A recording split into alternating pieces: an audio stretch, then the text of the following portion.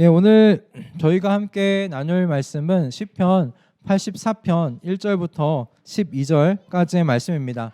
시편 84편 1절부터 12절까지의 말씀입니다. 제가 한 절, 여러분이 한 절 교독하시고 마지막 12절은 함께 합독하도록 하겠습니다. 12절은 함께 합독하도록 하겠습니다. 제가 1절 읽도록 하겠습니다. 만군의 주님, 주님이 계신 곳이 얼마나 사랑스러운지요. 하고 사모합니다. 내 마음도 이 몸도 살아계신 하나님께 기쁨의 노래 부릅니다. 만군의 주님, 나의 왕, 나의 하나님, 참새도 주님의 제단 곁에서 제 집을 짓고 제비도 새끼칠 보금자리를 얻습니다. 주님의 집에 사는 사람들은 복됩니다. 그들은 영원토록 주님을 찬양합니다. 주님께서 주시는 힘을 얻고 마음이 이미 시온의 순례길에 오른 사람들은 복이 있습니다. 그들이 눈물 골짜기를 지나갈 때에 샘물이 솟아서 마실 것입니다. 가을비도 샘물을 가득 채울 것입니다. 그들은 힘을 얻고 더 어둠에 올라가서 시온에서 하나님을 우러러 뵐 것입니다. 주 만군의 하나님, 나의 기도를 들어주십시오. 야곱의 하나님, 귀를 기울여 주십시오. 우리의 방패이신 하나님, 주님께서 기름을 부어주신 사람을 돌보아 주십시오. 집들 안에서 지내는 하루가 다른 곳에서 지내는 첫날보다 낫기에 악인의 장막에서 살기보다는 하나님의 집 문지기로 있는 것이 더 좋습니다. 주 하나님은 태양과 방패이시기에 주님께서는 은혜와 영예를 내려주시며 정직한 사람에게 좋은 것을 아낌없이 내려주십니다. 만군의 주님, 주님을 신뢰하는 사람에게 복이 있습니다. 아멘. 오늘 이 본문의 말씀으로 예배는 성도의 성장점입니다 라는 제목으로 은혜를 나누기를 소원합니다. 초등학교 시절에 저희 집은 그 하숙집을 했었습니다. 그 관악구 신림동에 위치해 있어서 하숙생들이 대부분 이제 서울대생들이었어요.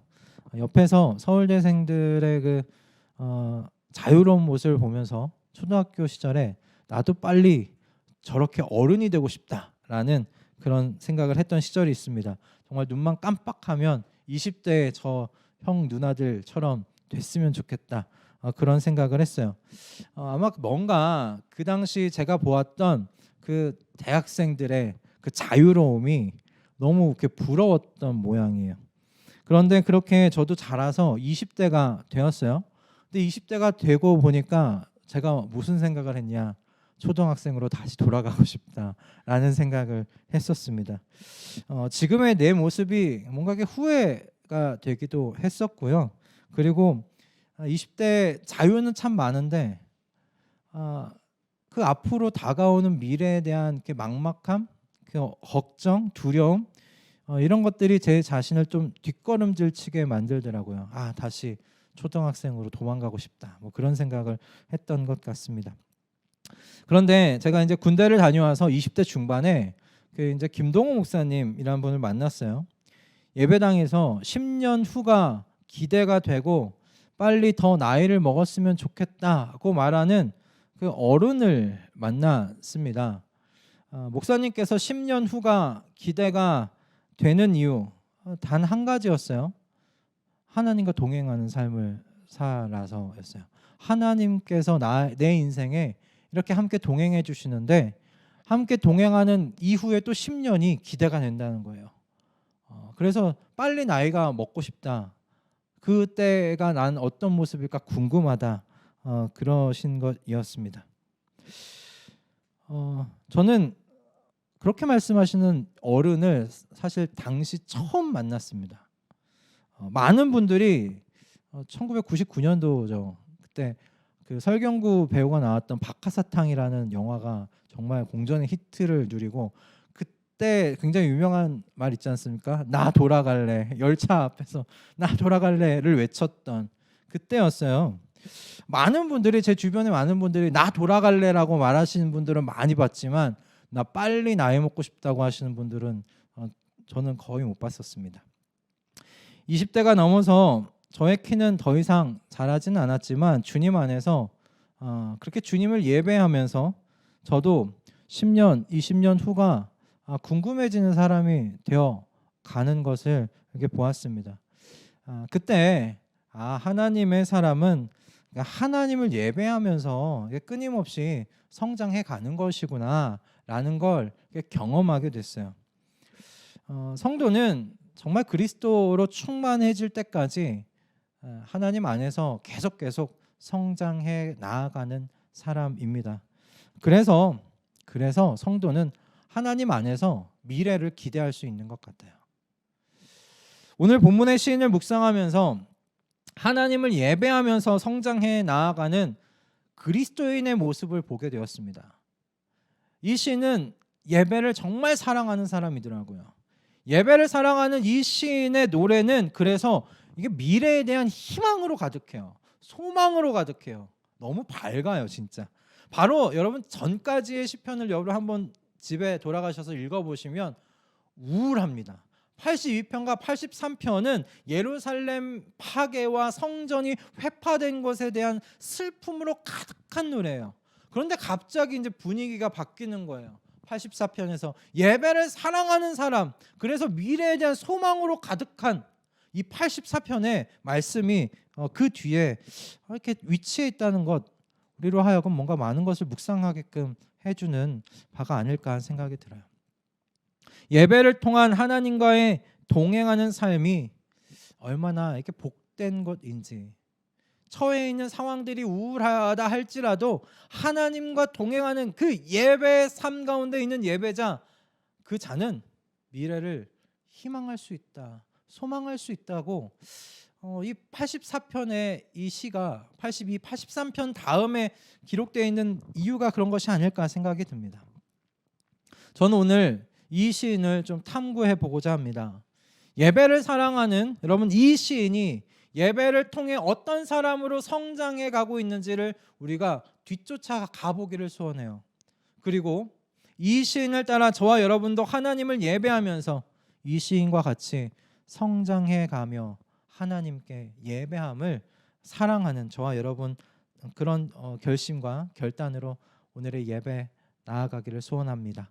오늘 여러분 이 본문의 시인 다시 한번 여러분 보시면 사실 우리와 같은 사람들, 우리와 같은 좀 평범한 사람들이 도전이 되는 사람이면서도 동시에 저는 참 부담스러운 사람이다라는 생각을 했어요. 부담된다. 그의 예배에 대한 그 사랑 때문에 부담이 되더라고요. 저는. 그는 어떤 사람입니까? 주님의 성전들을 그리워하고 사모한다고 지금 말하고 있는 사람이에요. 여기서 그리워하고 사모한다는 건 무슨 의미냐면 너무 간절하게 사모해서 지금 지치고 쇠약해질 정도예요. 그러니까 다른 말로 이야기하면 이런 거예요. 상사병에 걸린 사람. 너무 그리워요. 너무 보고 싶어요. 너무 사랑해서 상사병에 걸린 거예요. 그래서 쇠약해지는 그런 의미예요. 여러분, 이렇게 하나님께 상사병이 걸릴 정도로 그분을 만나는 이 예배의 자리를 사모하는 이 시인, 여러분 같으시면 부담스럽지 않으시겠습니까? 그런 사람이 옆에 있으면 어떠시겠어요? 저는 부담스럽더라고요. 난 이 정도까지는 아닌데 굳이 그렇게까지 그런 마음 들지 않겠습니까?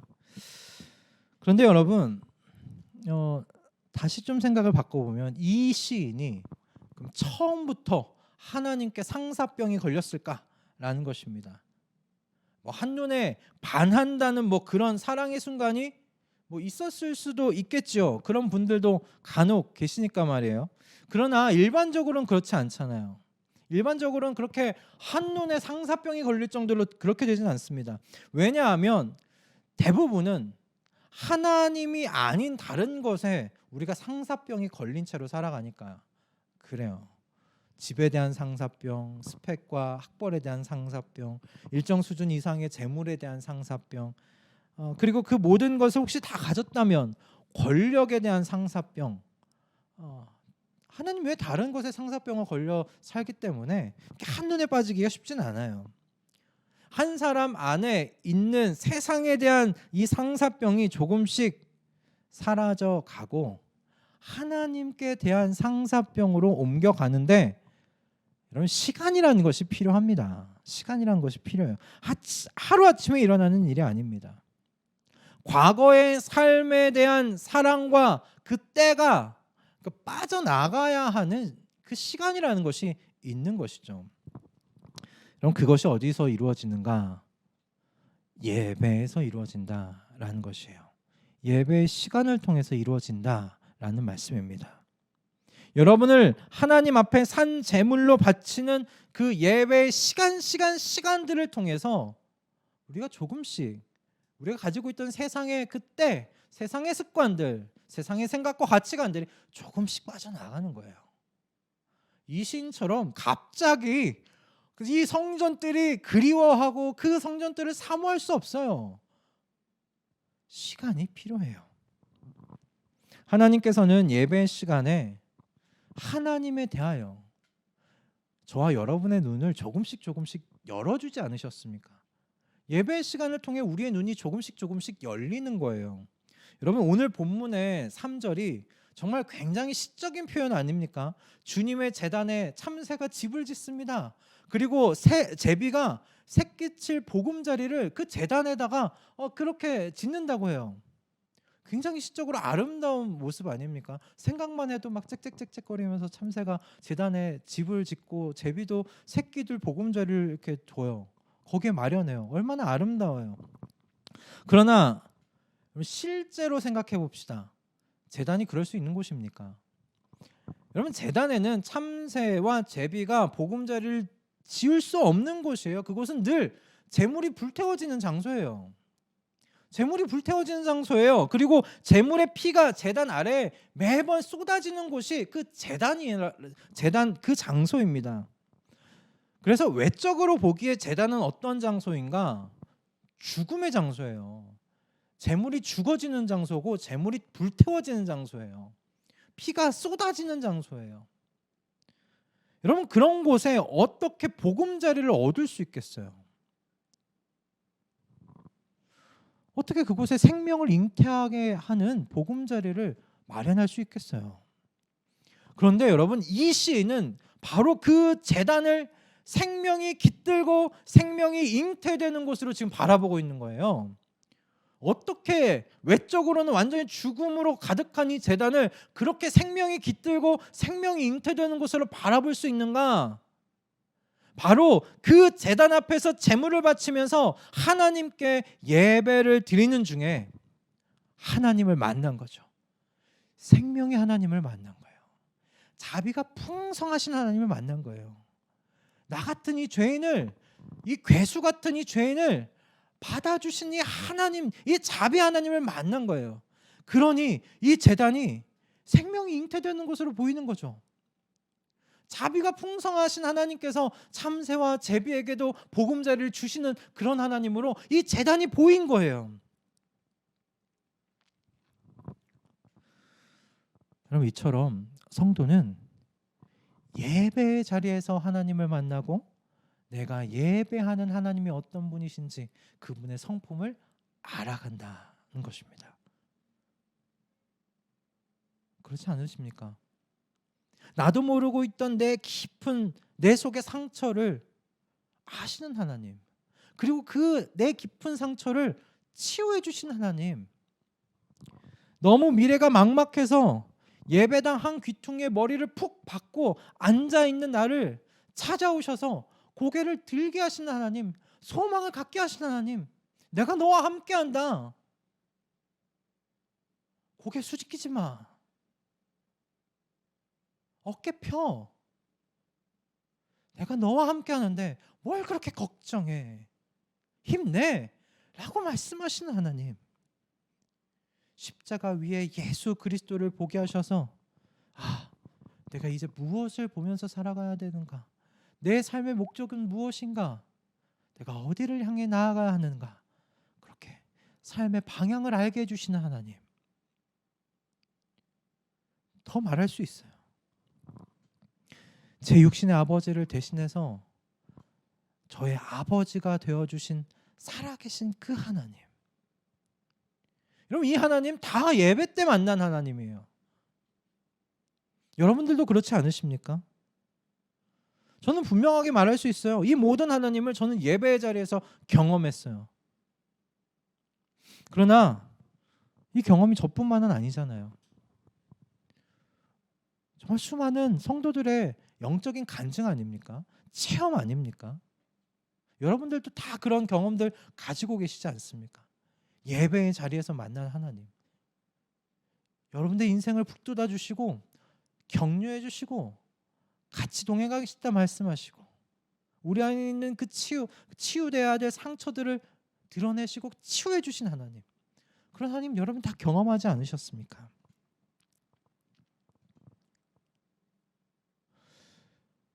이런 하나님을 만날 때, 경험했을 때 우리의 반응이 뭡니까? 우리의 반응이 뭘까요? 오늘 이 본문의 시인과 같은 반응 아닙니까?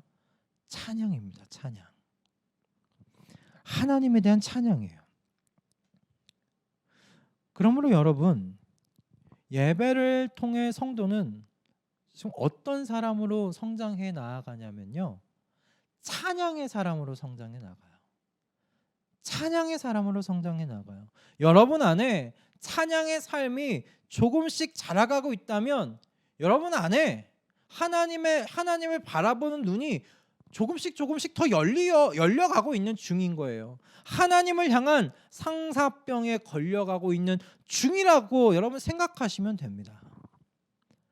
찬양은요, 하나님을 향한 사랑과 하나님을 경험하여 아는 것에서 나오는 열매이기 때문에 그래요. 하나님을 사랑하지 않으면 찬양이 안 나와요. 하나님을 경험하지 않으면 찬양이 안 나와요. 자비하신 하나님, 은혜가 충만하신 하나님, 십자가 위에서 나를 용서해 주시는 하나님, 모든 것을 우리에게 부어주시는 그 하나님을 경험하지 않으면 찬양이 안 나와요. 세상에 더 짓눌려 살지, 세상의 짐에 억눌려 살지 찬양이 나오지 않아요.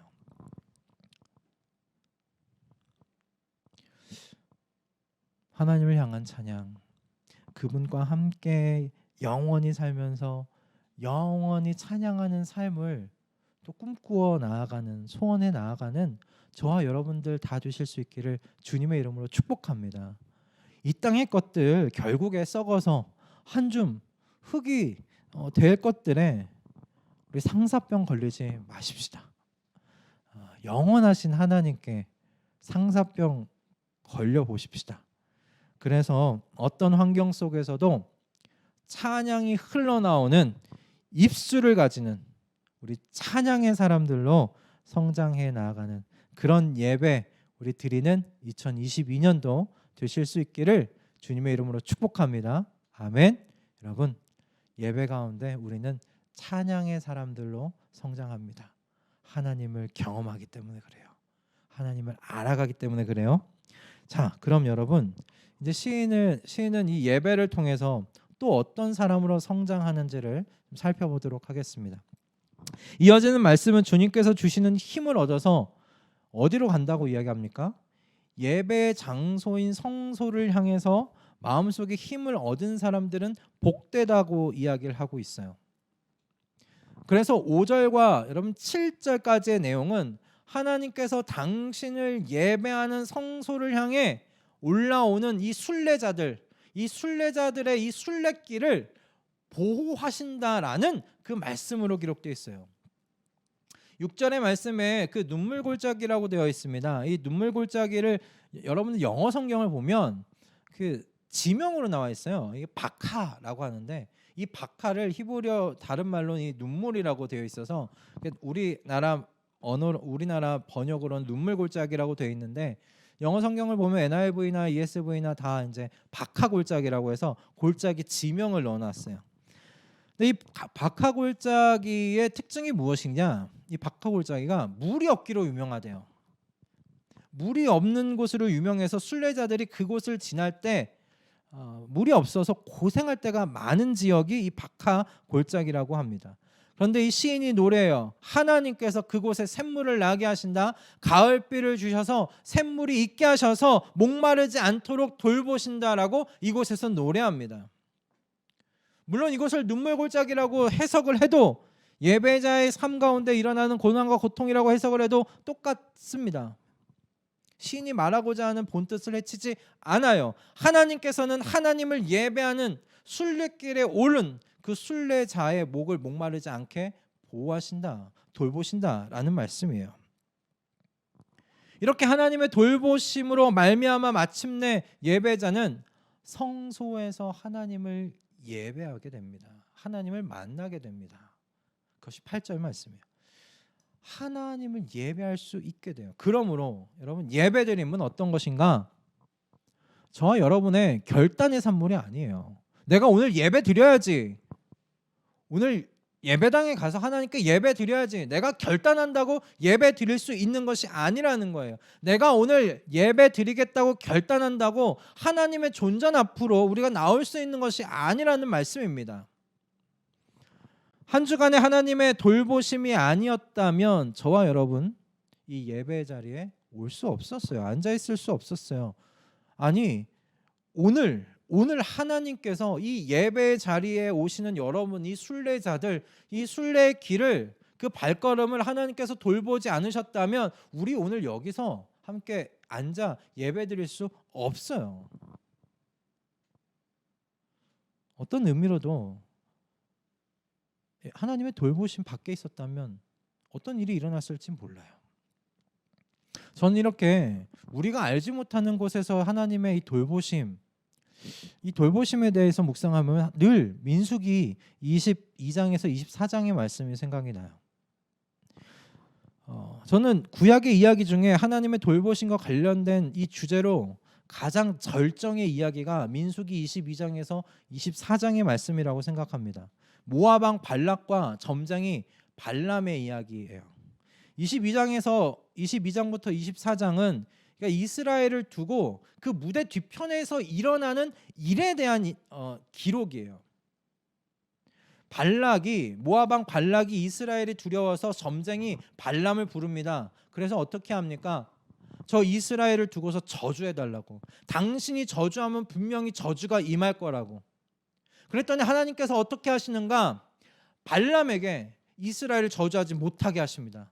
그 입에 축복의 말씀을 넣어주세요. 그래서 3번이나 이스라엘을 산 위에서 바라보며 축복하도록 합니다.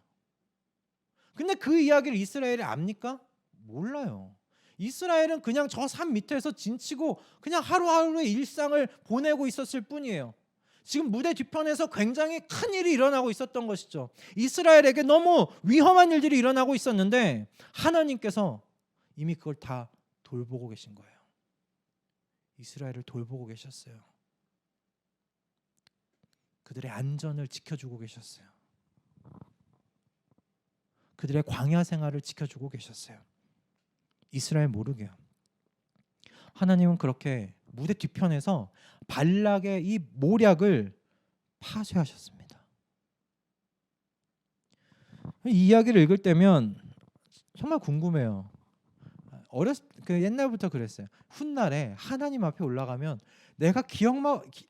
제가 아직 모르는 더 많은 상황들이 있을 수 있겠구나. 하나님께서 나를 돌보셨다는 것, 내가 기억하는 것 이상이겠구나. 그걸 볼 때 어떻게 이 하나님 찬양하지 않을 수 있을까? 영원토록 이 하나님을 즐거워하고 찬양하고 그렇게 지낼 것 같아요. 아마도 그날 저는 하나님 앞에 이렇게 이야기할 것 같아요. 하나님, 하나님의 열심히 저를 구원하셨습니다. 하나님의 열심히 저를 구원하셨습니다. 하나님의 열심히 이 이스라엘을 광야에서 구원하신 것과 같이, 돌보신 것과 같이 하나님의 열심히 저의 인생을 돌보셨군요. 제 인생이 이 정도라도 산 것 하나님이 돌보셨기 때문이네요. 그렇게 고백하면서 하나님께 감사할 것 같아요. 저와 여러분의 믿음의 결단이 우리를 이 자리에 있게 한 것 아닙니다. 하나님의 불가항력적인 그 은혜와 돌보심으로 저와 여러분이 예배 자리에 앉아 있을 수 있는 줄로 믿습니다. 이 모든 것이 하나님의 돌보심이라는 이 깨달음과 여러분 이 인식이 시인으로 하여금 다음 행보로 나아가게 해요. 그것이 8절과 9절의 말씀이에요. 8절과 9절에서 시인이 무엇을 하고 있습니까? 시인이 그럼 기도하고 있어요. 근데 누구를 위해서 기도하고 있어요? 9절의 말씀에 주님께서 기름을 부어 주신 사람을 위해서 하나님께서 이 시인이 기도하고 있어요. 우리를 돌보아 주신 것처럼 하나님께서 기름 부으신 이 사람을 돌보아 달라고 기도하고 있어요. 그런데 여러분, 당시 이스라엘에 하나님께서 기름 부은 사람이 누굽니까? 왕이죠. 그렇죠. 왕입니다. 그러니까 이 시인이 누구를 위해서 기도하고 있어요? 왕을 위해서 기도하고 있어요. 성소에 도착해서 왕을 위해서 기도하고 있어요. 나를 여기까지 돌보신 것처럼 하나님, 이 나라의 왕을 돌봐 주십시오. 그렇게 기도하고 있어요. 왜 왕을 돌봐달라고 하는 걸까요? 그냥 걱정을 하고 돌봐달라고 이야기를 하려고 한다면 자신을 위해서 더 그래야 되는 것 아닙니까?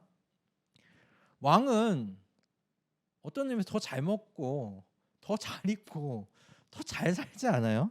더 넓은 곳에서 생활할 텐데 왜 뭐 굳이 하나님께 도착해서 왕을 위해서 왕을 돌봐달라고 기도를 하는가? 이상하지 않습니까? 저는 마음이 꼬여서 그랬는지 좀 그렇게 생각이 들더라고요. 뭐 왕을 위해서 기도를 하나? 분명히 더 잘 입고 더 잘 먹고 더 넓은 곳에서 더 편하게 많은 신하를 두르면서 이렇게 누리면서 살 텐데 왜 왕을 위해서 기도하지? 라는 생각이 들었어요. 왜 왕을 위해서 기도하는가? 왜 돌보아 달라고 하는가? 하나님께서 시인의 방패가 되어 주셨듯이 그 나라의 왕도 백성의 방패가 되어 달라는 그런 기도예요. 백성의 방패가 왕이 되어 주어야 한다라는 그런 기도입니다. 그런데 시인의 이 왕을 위한 기도는, 돌보아 달라는 이 기도는 예배자가 먼저 돌보시는 하나님을 경험하지 않고는 기도할 수 없는 기도예요. 여러분 생각해 보세요. 하나님의 돌보심을 여러분들이 경험하지 못했어요. 하나님 정말 나 돌보시는 거 맞아? 라는 의심이 생겼어요. 여러분 다른 사람을 돌봐달라고 여러분 기도하실 수 있겠습니까? 절대 못합니다. 절대 못합니다. 다른 사람을 위해서 기도할 수 없어요. 다른 사람을 돌봐달라고 기도할 수 없어요. 내가 경험을 못했는데 어떻게 그것을 기도합니까? 이 시인이 왕을 하나님께 올려드리면서 왕을 돌봐달라고 기도할 수 있었던 건 이 시인이 성소 앞으로 오면서 순례길에 돌보아 주신 하나님을 경험했기 때문에 그래요. 박하골짜기를 지나갈 때 샘물에서 물이 솟아나 목을 축이게 하시는 그 돌보시는 하나님을 경험했기 때문에 그래요. 이 예배의 자리까지 오는데 하나님께서 나를 어떻게 돌보셨는지를 이 성소 앞에서 이 시인이 경험했기 때문에 그래요. 그래서 기도하는 거예요. 하나님, 저를 돌보아 주셨듯이 이 왕을 돌보아 주십시오. 그래서 하나님의 그 돌보심이 이 왕을 통해서 모든 이 이스라엘 온 땅으로 편만하게 흐를 수 있도록 하나님 도와주십시오. 지금 그렇게 기도하고 있는 것이죠. 나를 돌보셨듯이 나의 이웃을 돌봐달라고 기도하는 겁니다. 예배를 통해 그래서 저는 성도는 이웃을 위해 기도하는 사람으로 성장하는구나 생각이 들었어요. 기도하는 사람으로 예배를 통해 성장하는구나. 예배를 잘 드리면 점차 이 나의 기도 제목에서 이웃과 세상을 위한 기도로 성장해 가는구나 라는 거예요.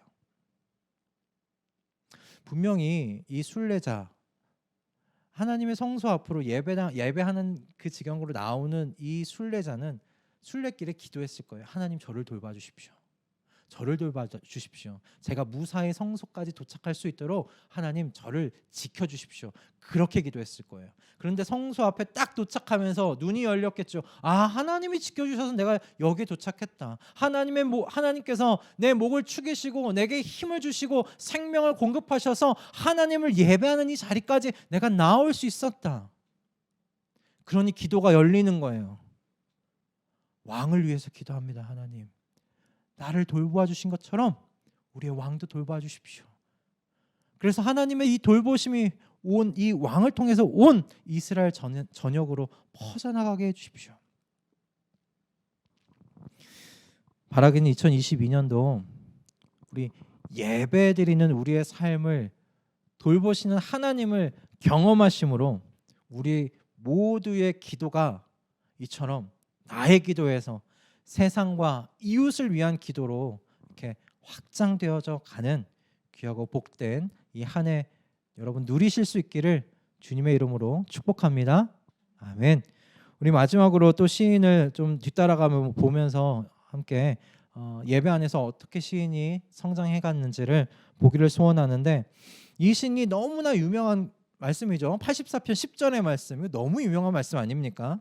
주님의 뜻 안에서 지내는 하루가 다른 곳에서 지내는 첫날보다 낫기에 악인의 장막에서 살기보다는 하나님의 집 문지기로 있는 것이 더 좋습니다. 여러분, 이 한글 성경에서 좀 의역해서 집 문지기라고 번역되어 있지, 히브리어 원어는 무슨 의미냐면요, 거지처럼 문지방에 누워있는 사람이에요. 거지처럼 문지방에 누워있는 사람. 여러분 그런 사람이 되고 싶으십니까? 아니요. 네, 저도 정직하게 아니에요. 그런 사람 되고 싶진 않아요. 그렇게 살고 싶진 않아요. 그런데 시인은 지금 뭐라고 지금 이야기하냐면, 악인의 집에서 내가 배부르고 등 따숩게 그렇게 살기보다 성전 문지방에서 사는 그 거지처럼 사는 것이 낫겠다라고 말하고 있어요. 놀라운 고백 아닙니까? 악인이라는 이 표현이 뭔가 흉악한 범죄를 저지르거나 고리대금업으로 이웃의 피를 빨아먹는 그런 사람들만을 의미하는 것이 아니에요. 성경에서 악인이라고 이야기할 때 이 악인은 어떤 사람이냐면 그냥 하나님을 모르는 사람들이에요. 하나님을 모르는 사람들, 하나님을 예배할 줄 모르는 사람들을 악인이라고 통칭해서 말해요. 자신이 자기의 왕이 되어서 살아가는 사람들이 다 악인이에요. 왜? 하나님이 왕이신데 왕의 자리를 찬탈한 거잖아요. 쿠데타를 일으킨 거예요. 그러므로 모든 자기가 자신의 왕이 돼서 사는 사람들은 하나님의 눈에 볼 땐 그 사람은 악인이에요. 반역도당들입니다. 그러니 시인은 마땅히 예배해야 할 하나님을 예배할 줄 모른 채 하나님을 모르는 세상의 방식대로 살아가는 부자가 되어서 살아가는 삶보다는 성전 문지방에서 거지처럼 살더라도 하나님을 예배하면서 사는 삶이 좋다고 고백하고 있는 겁니다. 왜 이렇게 고백할 수 있을까? 시인은 예배의 자리에서요, 자신을 소생시켜 주시고 생명력을 가득하게 해주시는 그 하나님을 지금 경험하고 있기 때문에 그래요. 그래서 하나님을 모든 생명의 근원되는 태양으로 비유하고 있지 않습니까? 그리고 시인은 나는 가진 것 없지만 내 삶을 보호하시는, 돌보시는 하나님의 방패를 예배의 자리에서 깨닫고 경험하더라는 것입니다. 그뿐만 아니라 하나님께서 예배자의 삶을 좋은 것으로 채워주시기를 소원하시는 그 하나님이시라는 것을 시인이 고백해요. 11절에서. 그래서 시인은 주님을 신뢰하는 사람은 복이 있다라고 마지막 12절에서 이야기를 하며 시를 마칩니다. 저는 이 마지막 단락의 이 말씀을 묵상하면서 그런 생각이 들었어요. 그리스도인들에겐 대부분 공통점이 하나 있다는 걸 발견하고 생각했어요. 악인의 장막에서 살 수 있는 기회가 있음에도 불구하고 하나님의 집 문지방에서 거지처럼 살아가는 삶을 감사해야 하는 공통점들이에요. 참 신기하죠? 등 따숩고 배부르게 편하게 살 수 있는 기회가 주어지는데 그 기회 버려버리고 차라리 가난하게 살아가는 삶을 감사해야 하는. 제가 저의 그 어머니를 여러 면에서 좀 존경하고 대단하다고 좀 여기는데요. 그 중에 하나가 뭐 영적인 건 아닙니다. 뭐 신앙적인 게 아니라 돈 모으는 재주가 참 유난히 있으셨어요. 제가 어머니를 보면서 확신한 것은 딱 하나예요. 모두가 돈을 잘 모을 수 있는 건 아니다는 거예요. 돈의 흐름을 알고 어떻게 하면 모을 수 있을지를 볼 줄 아는 사람들이 있어요. 그걸 딱 보고 계획이 서요. 어떻게 하면 돈을 모을 수 있다. 그게 그냥 본능적으로 이렇게 읽혀지는 사람들이 있어요. 그러니 여러분 다 부자가 되려고 하지 마십시오. 은사가 다 따로 있어요. 그냥 하나님께서 주시는 거에 감사하고 자족하면서 살면 돼요. 그런데 그 아이러니한 건 뭐냐면 돈을 모을 수 있는 은사가 있다고 해서 또 다 모아지는 건 아니라는 거예요. 새는 구멍들이 있어요. 가정에. 가정마다 새는 구멍들이 있어요. 저희 집에서 새는 구멍은 또 따로 있었어요. 새는 구멍이 있었어요. 그래서 어머니의 인생에 참 그 힘에 겨우시고 붙이셨다 생각하거든요. 그렇게 집안에 새는 구멍만 없었으면 저와 저희 어머니가 같이 얘기하는 바가 건물주가 되셨겠다. 건물주 되셨다는 거예요. 사실 건물을 살 기회도 있었어요. 건물을 살 기회도 있으셨는데 우리 가정 안에 있는 여러 상황상 그 마음을 접으셨거든요. 그러나 지금 저와 저희 어머니가 함께 고백하는 게 뭐냐면 그렇게 돈 모으고 우리 살았으면 지금처럼 하나님 의지하면서 못 살았다. 지금처럼 하나님께 가까이 못 살았다. 오히려 지금이 행복하다. 어머니가 말씀하시는 고백이세요. 아마 돈 모으는 재미에 푹 빠져서 하나님 모르고 살았을 거라고 하시는 고백이었어요. 그래서 지금 10평 남짓 되는 임대 아파트에서 사시지만 지금이 행복하다고 말씀하세요. 지금이 너무 좋다고 말씀하세요. 그리고 그렇게 보여요. 그런데 여러분 이런 고백이요 대부분의 그리스도인들이 하는 고백 아닙니까? 같이 모여서 과거에 잘 될 수 뭔가 세상적으로 성공하고 세상적으로 부할 수 있는 기회들이 있었지만 하나님께서 그걸 그냥 지나치게 해주셨고 지금이 나는 너 정말 행복하다. 그냥 내 마음이 나에게 설득하는 것이 아니라 진짜 행복하고 진짜 그것이 다행이라고 생각하는 것. 전 그게 그리스도인들이 보여주는 공통점들인 것 같아요. 고난을 축복이라고 말해요. 가난을 축복이라고 얘기해요. 왜? 이 고난과 가난 때문에 하나님 곁에 붙어서 살 수 있어서 하나님께 붙어 살 수 있어서 감사하다고 얘기해요. 물론 마음이 꼬인 저와 같은 사람은 부자로 붙어서 살면 더 좋지 않냐라고도 생각할 수 있지만 근데 대부분의 우리 어머니와 같은 하나님과 깊이 교제하시면서 사시는 분들을 보면 가난이 축복이다, 고난이 축복이라고 이야기하십니다. 그리고 진짜 행복하게 사세요.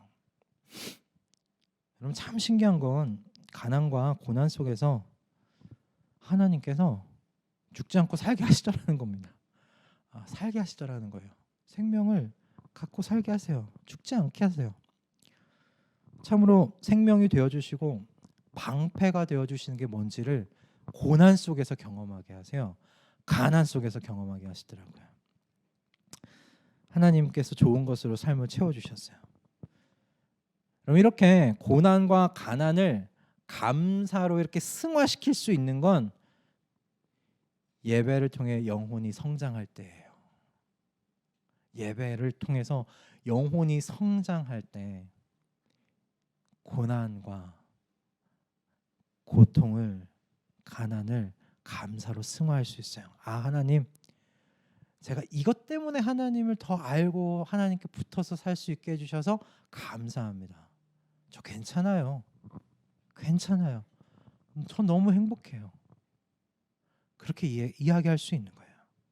하나님은 예배를 통해서 성도들을 그렇게 성장시켜 가시는 하나님이세요. 그러므로 여러분 오늘의 말씀의 제목과 같이 예배는 성도의 성장점이 되는 겁니다. 성도는 하루아침에 이 시인과 같은 수준으로 성장하지 않아요. 성도는 한 번, 두 번 신실한 그 예배드림으로 성장해 가는 거예요. 한 번, 두 번, 세 번 그렇게 하나님 앞에 신실하게 예배드림으로써 성장해 가는 것이에요. 시간이 필요해요. 습관처럼 나오는 예배가 아니라 무엇인가를 받으러 나오는 예배가 아니라 나를 드리는 예배.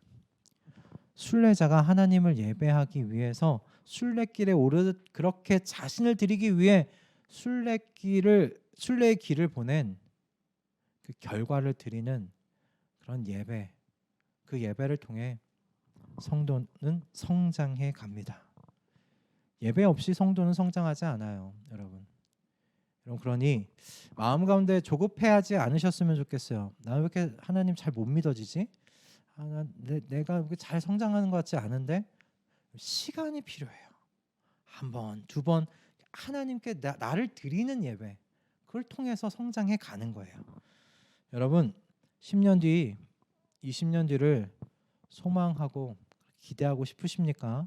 그렇다면 신실하게 예배를 준비하셔서 하나님께 드리십시오. 세상이 아닌 하나님을 향해 상사병이 걸린 이 신과 같이 되기를 여러분 올 한 해 우리 함께 추구해 나아가 보십시다.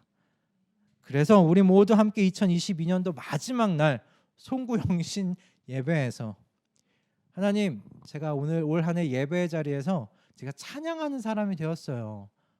저의 기도가 확장되었어요. 그리고 믿음의 사람으로 제가 성장했어요, 주님. 그렇게 하나님께 감사하면서 올 또 한 해를 마무리하는 올 마지막 날의 예배를 기대하면서 주님과 함께 나아가실 수 있기를 주님의 이름으로 축복합니다. 아멘.